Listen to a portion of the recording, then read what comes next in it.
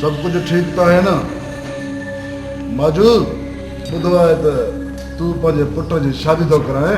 बस साईं, कुर्बान जी ज़मीन ते कब्ज़ो करणो ऐं उन जी थी सां तो पुट परणाया। छोकरी कारी करे मारे छॾंदासीं ऐं ज़मीन पंहिंजी थी वेंदी। अरे ठहियो ठहियो, हाणे ये पंहिंजी हराम पायूं ऐं क़तल करण बंदि कयो। मथां इलेक्शन अचण वारी आहे। जेको बि कुझु करणो अथव न, हाणे जो हाणे करे जान छॾायो। साईं, रुगो तव्हां जो असां ते सिर्फ़ हथ हुजे। अवतार, असां जो अर्ज़ु हो हिकिड़ो वॾेरो बगंद आहे, वोट ॾियण लाइ कुझु पैसनि जी ऑफर कई अथसि। मजू तव्हांखे पंहिंजी क़ीमत मिली वेंदी। बसि हिकु भेरो मूंखे खटणु घुरिजे। समझो तव्हां इलेक्शन खटे वियो। ठीकु आहे बाबा, हाणे तव्हां वञी सघो था।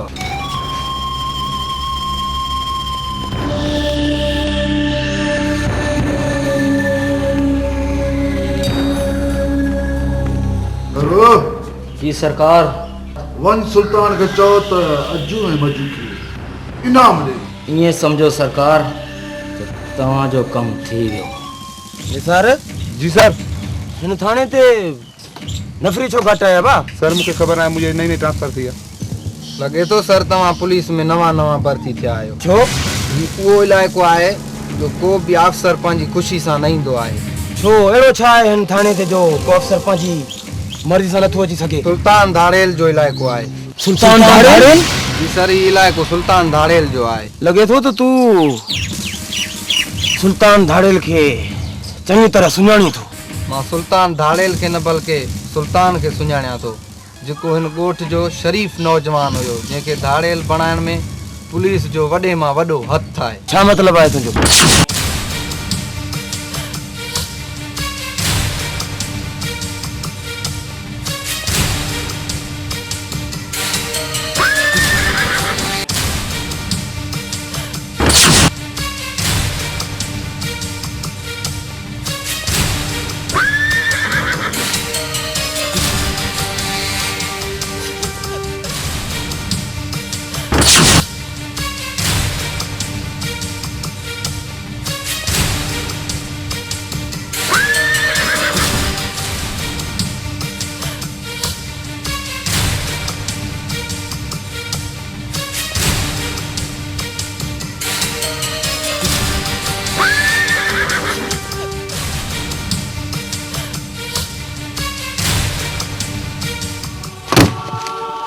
साईं, खुदा जे वास्ते मूंखे बचायो। सुल्तान मुंहिंजे कठे ॻाल्हाए मूंखे मारे छॾियो। सुल्तान?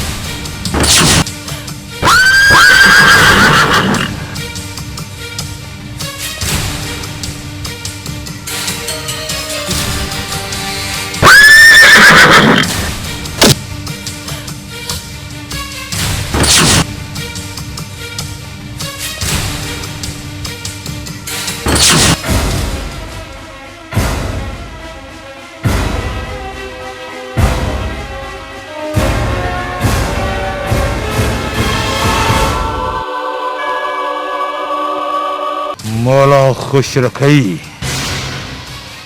लगे तो त नओ आयो आहियां, नओ ई थी सघे थो, छाकाणि त अॼु ताईं कंहिंखे बि सुल्तान ते हथियार ताण जी हिम्मत कोन थी आहे।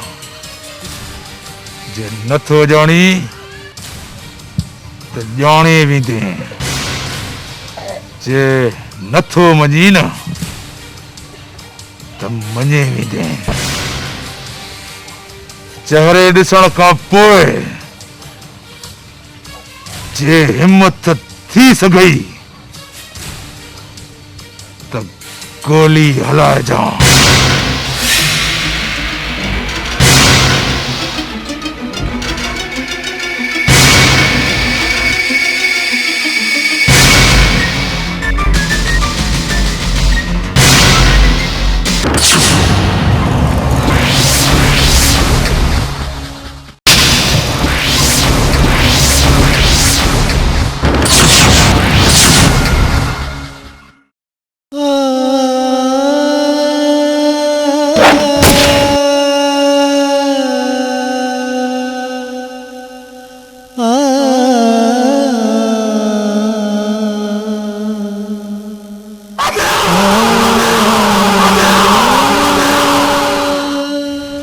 सुल्तान जागीरदारनि जे ख़िलाफ़